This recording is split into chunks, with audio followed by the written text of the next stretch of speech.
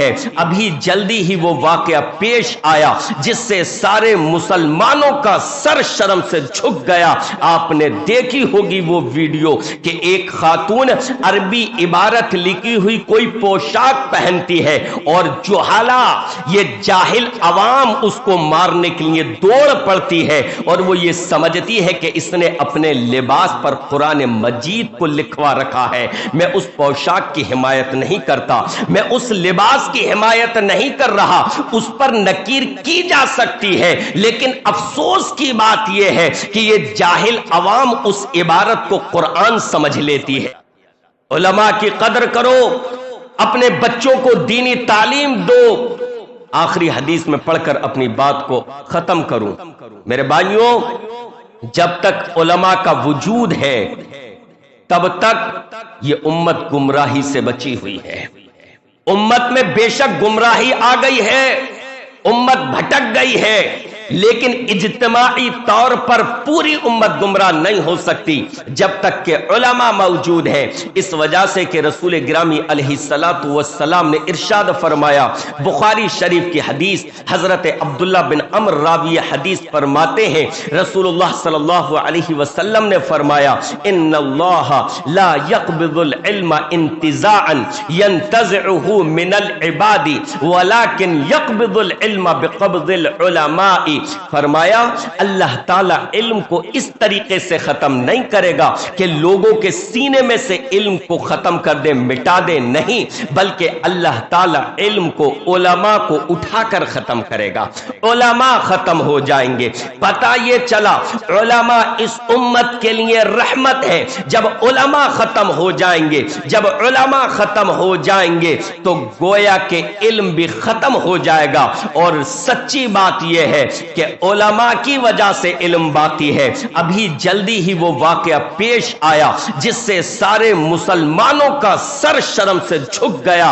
آپ نے دیکھی ہوگی وہ ویڈیو کہ ایک خاتون عربی عبارت لکھی ہوئی کوئی پوشاک پہنتی ہے اور جہالہ، یہ جاہل عوام اس کو مارنے کے لیے دوڑ پڑتی ہے، اور وہ یہ سمجھتی ہے کہ اس نے اپنے لباس پر قرآن مجید کو لکھوا رکھا ہے۔ میں اس پوشاک کی حمایت نہیں کرتا، میں اس لباس کی حمایت نہیں کر رہا، اس پر نکیر کی جا سکتی ہے، لیکن افسوس کی بات یہ ہے کہ یہ جاہل عوام اس عبارت کو قرآن سمجھ لیتی ہے۔ بتائیے اس قوم کا کیا حال ہوگا جو ہر عربی عبارت کو قرآن مجید سمجھ لے، اور جہالت اتنی، جذباتیت اتنی کہ سر تن سے جدا، سر تن سے جدا جیسے نعرے لگنے لگتے ہیں صرف عربی کے الفاظ دیکھ کر۔ پھر علماء نے بتایا کہ جذباتیت میں جو تم پاگل ہو رہے ہو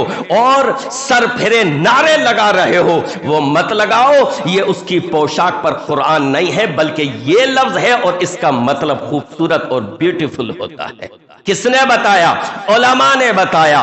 عوام اس پر بھاگ پڑی تھی، عوام نے اس کے خلاف نعرے لگائے اور عوام نے جذباتی نعرے لگائے، لیکن علماء نے عوام کو بتایا کہ یہ قرآن نہیں ہے کہ جس کو تم قرآن سمجھ رہے ہو۔ پتہ یہ چلا کہ علماء جب تک موجود ہیں تب تک یہ امت فتنوں سے بچی رہے گی، یہ امت علم اس امت میں باقی رہے گا۔ تو رسول گرامی علیہ الصلوۃ والسلام نے ارشاد فرمایا کہ اللہ رب العالمین علم کو اس طریقے سے ختم کرے گا کہ علماء ختم ہو جائیں گے، حتی اذا لم یبقی عالما اتخذ الناس رؤوسا جہالا، یہاں تک کہ جب کوئی عالم دین نہیں بچے گا تو لوگ جاہلوں کو اپنا پیشوا بنا لیں گے اور ان سے فتوے پوچھے جائیں گے، ان سے مسائل دریافت کیے جائیں گے، وہ بغیر علم کے فتوہ دیں گے، فَأَضَلُّوا وَأَضَلُّوا، وہ خود بھی گمراہ ہوں گے، دوسروں کو بھی گمراہ کریں گے۔